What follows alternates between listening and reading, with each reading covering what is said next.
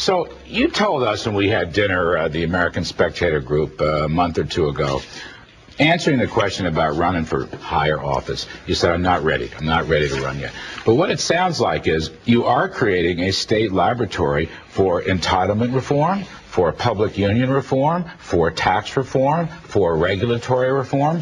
Why do you think you're not ready to be president? Because in my heart, I know I'm not. I mean, you know, Larry, you've been around people who have run for high national office in your career. If you don't believe in your heart that you're ready, you have no business running. And just because you see political opportunity, that's not an excuse to run. I have to believe in my heart that I'm ready. I have a job to do in New Jersey. I love being the governor. I've only been doing it for a year. I have big things to accomplish here, and that does not include leaving and running for national office.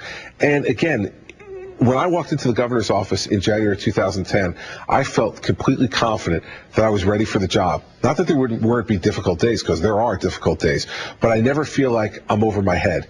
I do not want to go for national office unless and until I believe that I'm completely prepared in my heart and in my mind. And if I don't believe that, then I have no business running. You know, the last reformer, governor of New Jersey, he was a liberal reformer, but he became president. Yep, Woodrow Wilson. Woodrow Wilson. Absolutely. So 12 months from now, and you have more experience, you would still rule it out? Yeah, I don't see it.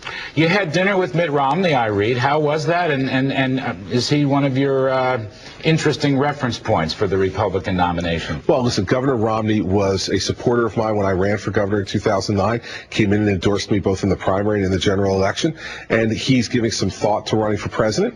And so he asked if we could come to New Jersey and sit and chat, and so we did. We had a very nice dinner together with some friends of mine at the governor's residence in Princeton.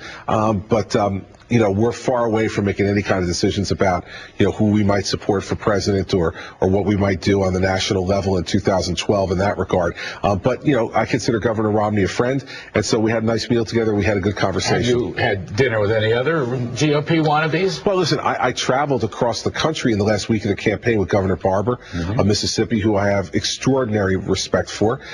In that plane traveling with us was Governor Pawlenty, another guy who I've gotten to know over my time running for governor and being governor, who I have great respect for.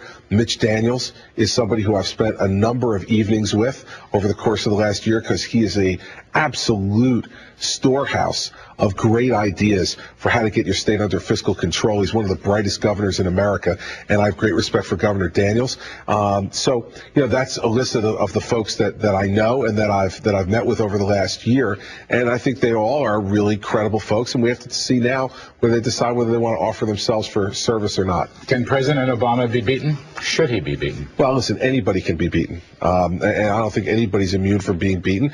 And listen, the president's first 2 years were not necessarily to my liking in a lot of areas. You know, higher taxes, Obamacare, more spending than our country's ever seen. I think it's gotten us to the position we're in. And so, yeah, listen, I'm a Republican, and I hope that we're going to be able to nominate someone who's going to be able to firmly and strongly make that case that having Republican leadership in the White House will be better for America's future.